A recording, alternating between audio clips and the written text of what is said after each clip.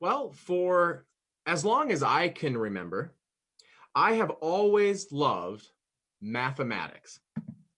Now, maybe not everyone is in the same boat as me, but having many children as well after that, or two children, not many, but having children, one of the most rewarding and trying times, in my opinion at least, is the times we have and the opportunities we have at teaching our children. Although Amber and I haven't really fully settled on whether we're going to do public or private or homeschooling, I've always looked forward to being able to share my love of math and science and other aspects of what I've learned over the years with my children. I've always looked forward to coming up with ideas and how lesson plans maybe of how we would go about teaching them. When I think about this, when I think about Ezra, and Ezra's our older son, as you know, he's just over 3 years old, and Ezra's doing great. He's doing good with numbers. He loves numbers. He loves counting. He loves addition, although he doesn't fully understand what addition is. We've been able to make some connections, which I'm super proud about. He understands those numbers, though. He loves writing them on my whiteboard, and he loves working together with me as we're going through letters and numbers, just little elements, and I love sharing those moments with him.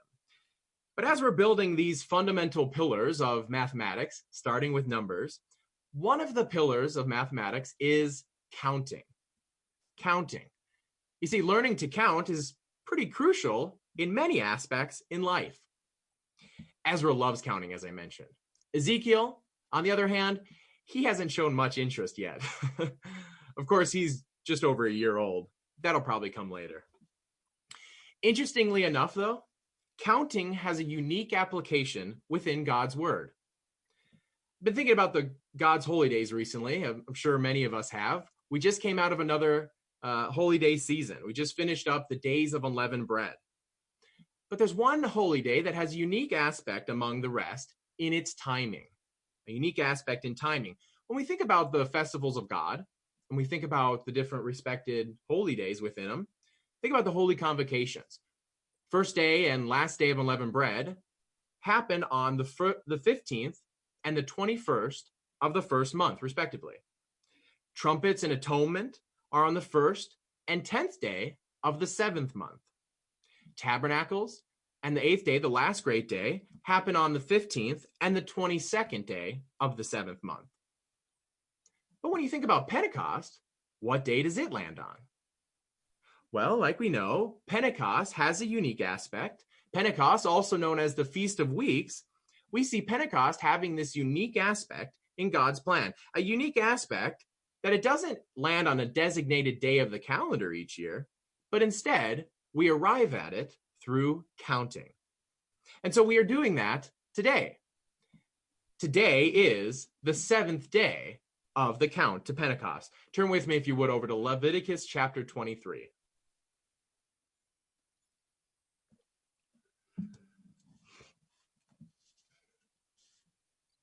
Leviticus chapter 23, beginning in verse 15. And you shall count for yourselves from the day after the Sabbath, from the day that you brought the sheaf of wave offering. 7 Sabbaths shall be completed. Count 50 days to the day after the 7th Sabbath. Then you shall offer a new grain offering to the Lord. Let's skip down to verse 21. And you shall proclaim on that same day that it is a holy convocation to you.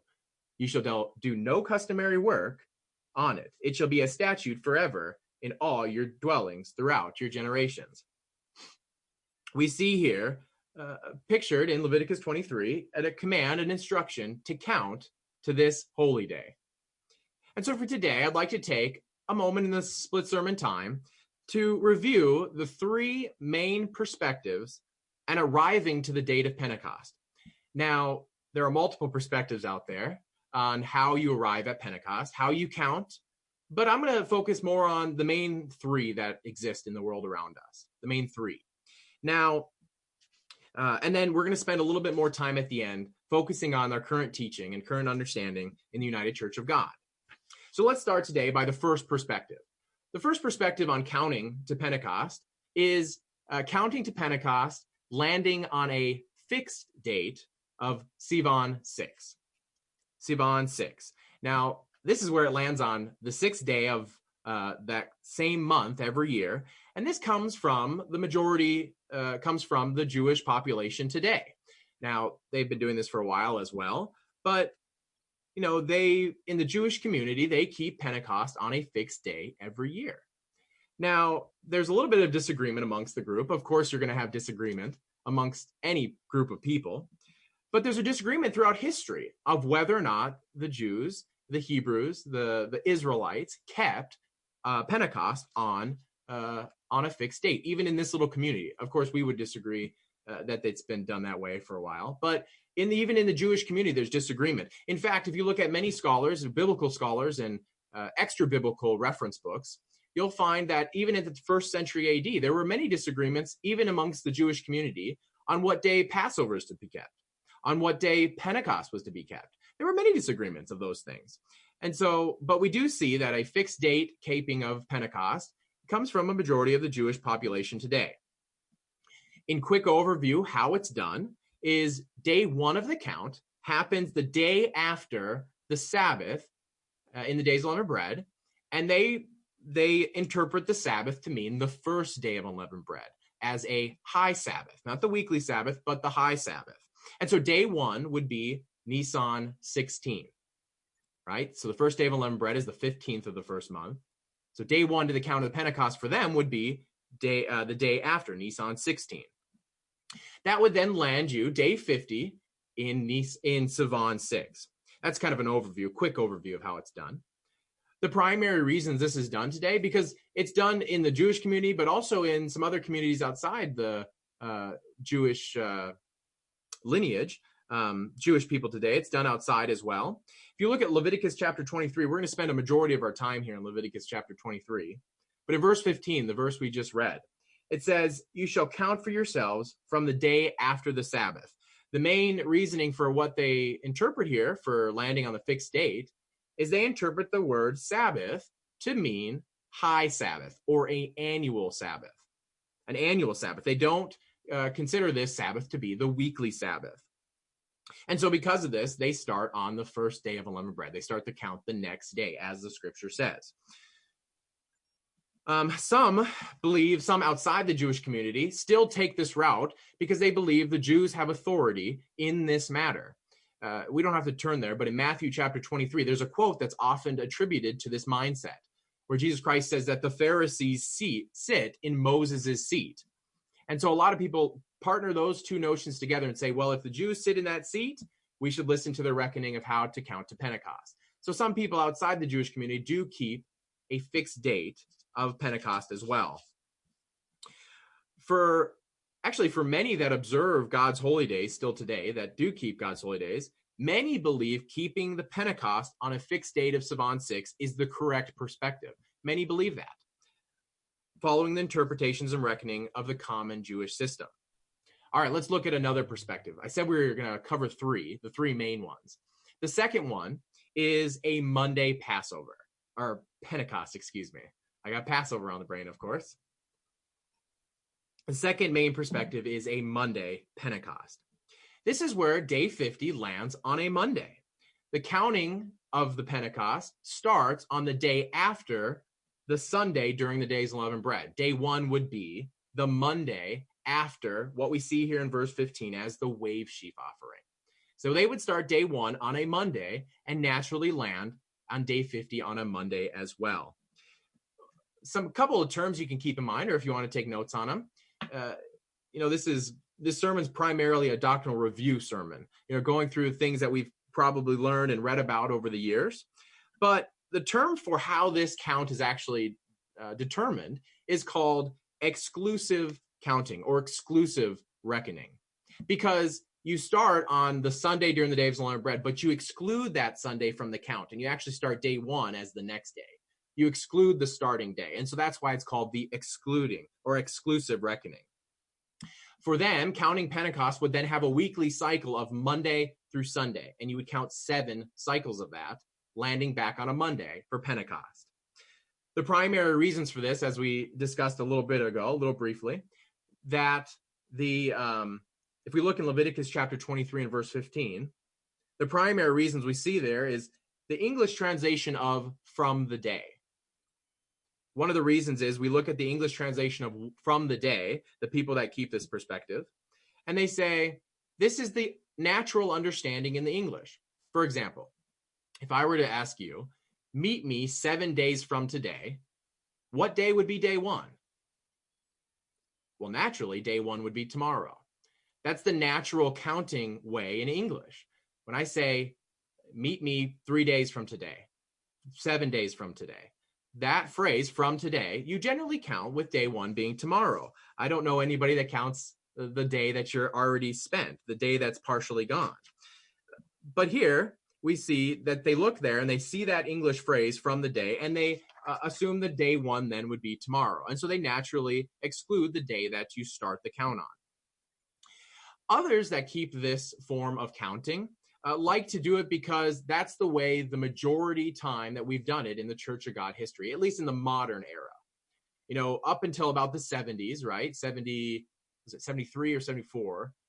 We changed in the modern church era of the Church of God, and we had understanding of when to move to a Sunday Pentecost. And so some look at this and say, well, that was the majority teaching of the modern church era, and so we're going to keep in line with that teaching. Some people, I've actually heard that from several people, that there's no need to change that perspective because that was the majority timeline teaching, the more majority teaching for the timeline. You know, for some, keeping Pentecost on a Monday is not a break from tradition. They like sitting where we've always done it up until the 70s, right? Like I mentioned. But another perspective that we see from many is counting Pentecost starting on a Monday and ending on a Monday. That's another main perspective. Okay, let's turn our attention to the third main perspective. This is the perspective that the United Church of God holds and the greater community of the Church of God today. This main perspective is where Pentecost is observed on a Sunday. Now, if you've been keeping Pentecost for many years, this is no surprise. We keep Pentecost and observe it on a Sunday. And it's the same every year on a Sunday because we count starting on a Sunday. Here, this is when day 50 lands on that first day of the week, because the counting begins on the first day of the week. Counting begins on the Sunday during the days of unleavened bread. So in the year that we're in right now, Sunday, this last Sunday would be day one on our count to Pentecost, making today day 7. Day 7 on our road to Pentecost. The primary reasons from this, we'll just do an overview because we're going to dive in a little bit deeper. We're going to dive in a little bit deeper and go through why this is our current teaching, why we believe this is the right understanding, the correct interpretation of the Bible, the true understanding that God revealed many decades ago. We'll look here in Leviticus 23 and verse 15, that same phrase, from the day. When you actually look into the Hebrew a little bit more of from the day, you know, we don't necessarily disagree that from the day means counting tomorrow as day one. But we believe the Hebrew is a little bit obscured by this form of the English phrase. If you look at the Hebrew word that's translated from, the better translation would be beginning with or starting on. In fact, if you look at several commentators, many language experts agree with this. Many language experts agree that the word is better translated as starting on. We're going to a little bit depth there a little later. This is just an overview of the primary reasons. Secondly, the primary reason we believe this starts on a Sunday is because the phrase after the Sabbath. Now, after the Sabbath, the main interpretation, not only in the Church of God, but also in a lot of the commentaries out there, a lot of the scholars that do work, they believe the Sabbath is the weekly Sabbath, just like we do. We believe the interpretation here is for the weekly Sabbath, and it's not a high Sabbath or an annual Sabbath, at least not necessarily. They can sometimes fall on the same day, depending on the year. But for many in the Church of God body today, observing Pentecost on a Sunday, 50 days after the Sunday during the days of unleavened bread, is how the count is done. Okay, let's transition here a little bit. For the rest of the sermon, let's dive in a little bit deeper of why this is the correct interpretation. You know, going through some of those main perspectives that I just briefly mentioned. So we'll start with 3 main areas of focus. 3 main areas of focus to understand why this is the correct way of counting. I will say this is a little bit big form of trying to get my words there. It's a big topic, and I'm just going to cover three main perspectives on why this count is the appropriate counting to Pentecost. Let's start with what I mentioned, the meaning of the Sabbath. The meaning of the Hebrew word for Sabbath in Leviticus 23. All right, let's take a look. Hebrew for Sabbath is Shabbat. Even if you don't speak Hebrew like myself, I don't speak Hebrew. Shabbat is a very common Hebrew word. It's one that most of us maybe know, even if we don't speak Hebrew. Here we see in Leviticus chapter 23 that the word Shabbat is mentioned 9 times. 9 times in the context of Leviticus chapter 23. 9 times it's mentioned in the context of the festivals of God. The festivals of God. The context really is about God's Sabbaths or rest days. But the question comes down to, is the Sabbath that's mentioned in verse 15, is it an annual Sabbath or a weekly Sabbath? Well, let's break it down a little bit. In Leviticus chapter 23 in verses, let's look at the first 2 occurrences of the word Shabbat. Let's start in verse 3. It says, 6 days you shall work be done, but the 7th day is a Sabbath of solemn rest, a holy convocation. You shall do no work on it. It is a Sabbath of the Lord in all your dwellings. Here we see the first 2 references to Shabbat in Leviticus 23. We see the 7th day is a Sabbath, and then later on it says, is a Sabbath of the Lord. Clearly here we have a reference to a weekly Sabbath. This one isn't really up for debate much. I haven't found any books or references that say the opposite, that this is a weekly Sabbath. It's a clear indication. Let's look at the third occurrence. Jump down to verse 11.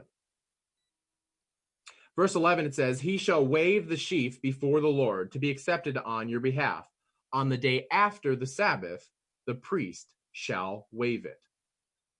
So here we see another Sabbath. Here we see another reference to a Shabbat. Now, there's no mention of the previous festivals up until this point as a Sabbath. There's no precedent in this context for Sabbath to mean anything other than weekly Sabbath.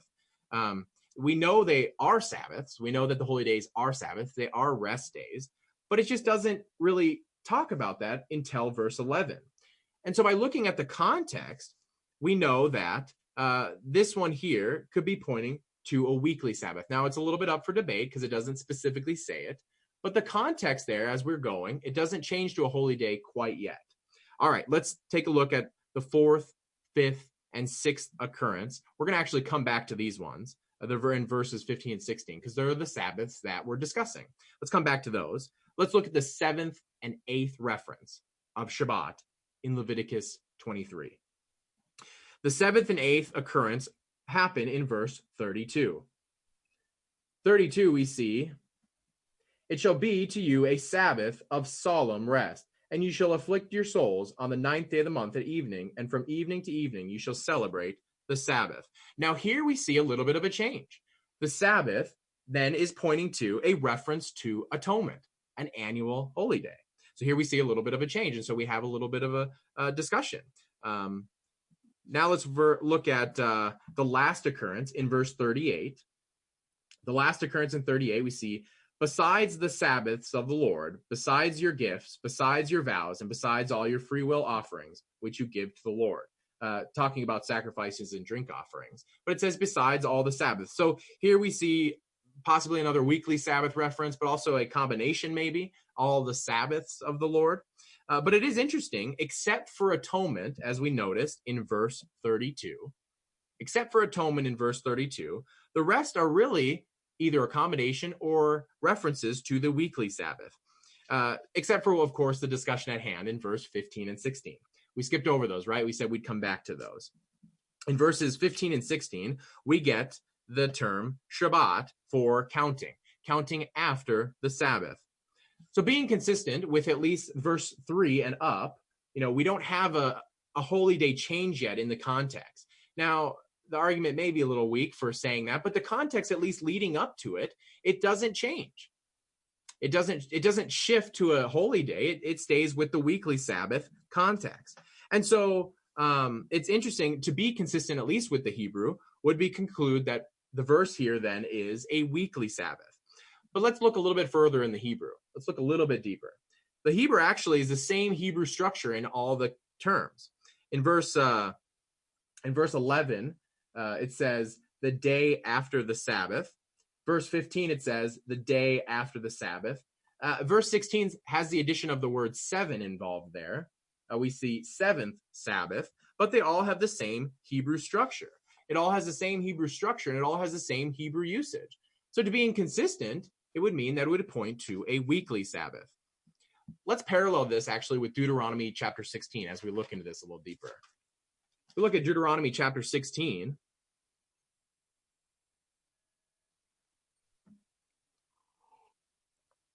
You can hold your place. We'll come back to Leviticus 23. But in Deuteronomy chapter 16, when it's reviewing some of these holy day observations, in Deuteronomy chapter 16 and verse 9, it says, you shall count 7 weeks for yourself. Here we see the New King James translation as translating it as weeks. Not necessarily Sabbaths, but weeks. We actually see the parallel there, 7 weeks, the Hebrew sabua, which can be translated as 7 weeks or even potentially 7 Sabbaths, depending on your context of the point. And so we do see that this is actually paralleled with it, that we have 7 cycles of counting, 7 weekly countings, starting as we've interpreted it now and looking through the Hebrew, it seems to point to a weekly Sabbath, that this would be full weekly counting, Sunday through Sabbath, the set up weekly schedule of God. It's interesting too, I mentioned it briefly, but a side point to this, that the feast of the first day of unleavened bread and the last day of unleavened bread aren't actually called a Shabbat. They're not called a Sabbath here in this context. Now, of course, we know they are a Sabbath. In fact, they're referenced as a Sabbath in the New Testament, but the first day of unleavened bread is not mentioned as a Sabbath in the Old Testament, at least. It's just not a traditional way to refer to it. It is referenced that in the New Testament, but if the Jews then say the first day of unleavened bread is the Sabbath that's mentioned here, that seems to be inconsistent with the way that the rest of the Old Testament scriptures use that phrasing, which is kind of an interesting side point. But understanding the meaning of the word Sabbath, it's a good starting point.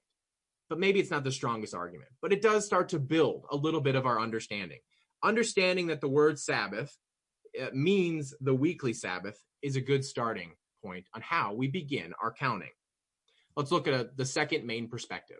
The second main aspect of how this is the correct understanding is the meaning of the word from. The meaning of the word from. Now, to me, I always find it interesting looking at the meaning of words and going into the depth of how different words are used in the Bible. Maybe one didn't think he could spend so much time discussing what from actually means. But here we see in Leviticus 23, verse 15, from being used, from the day after the Sabbath. And there's a lot of discussion on how that is to be interpreted. Because like I mentioned, in English, the normal way of counting is you start tomorrow. If I say, meet me 7 days from today, you automatically start counting tomorrow as day 1. But as we see in the Hebrew, the actual form, the Hebrew word for from, is actually a very common preposition. It's a very common preposition. It's used 7,000 times, over 7,000 times throughout the Old Testament. So it definitely would take a long time going through each usage and seeing how it's used. But if you narrow it down a little bit, you narrow it down on how the word is used in conjunction with time, you get a little bit better of a view of how the word's used. The Hebrew word is min, M-I-N, or me, or min, however you would say that, depending on what type of accent and origin you come from. But as we understand it, and as a lot of scholars point out, min actually means starting on or beginning with, when it's in conjunction with time. That's how it's presented and usually used with time. For instance, some translations actually do render this. Some translations actually do start with that. An example of this is the Good News translation.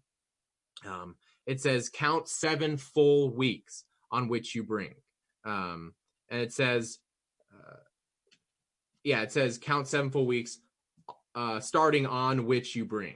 Starting on the day of which you bring the wave sheaf offering is what it's saying. The CEB version of the Bible says starting with the day.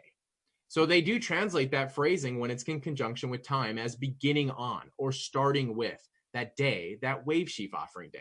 Again, that's the Sunday during the days of unleavened bread.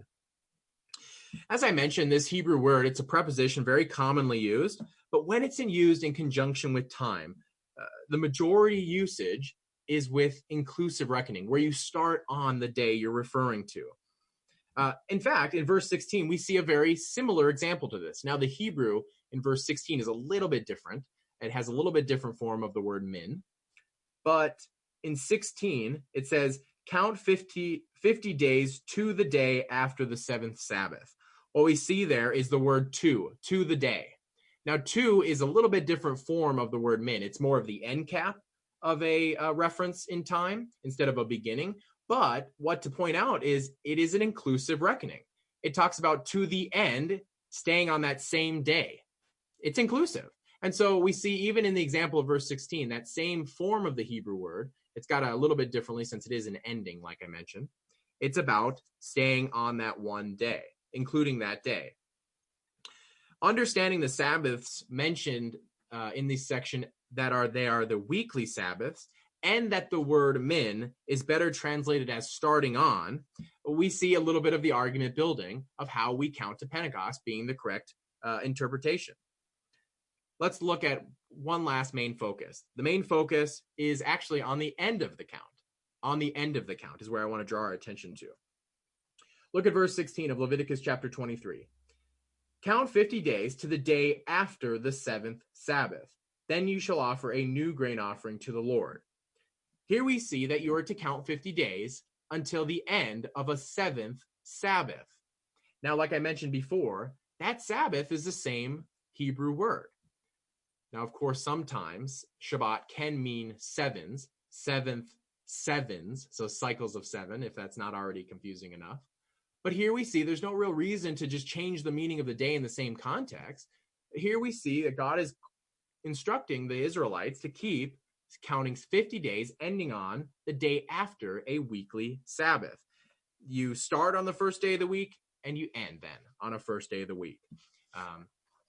That's how you kind of start there. You know, if you, like I said, I like math. If you talk about remainders, if you remember long division, remainders, and if you take 50 days divided by 7, you get 1 day remaining, and that's why you end up on the same day you started counting, because there's 7 days in a week.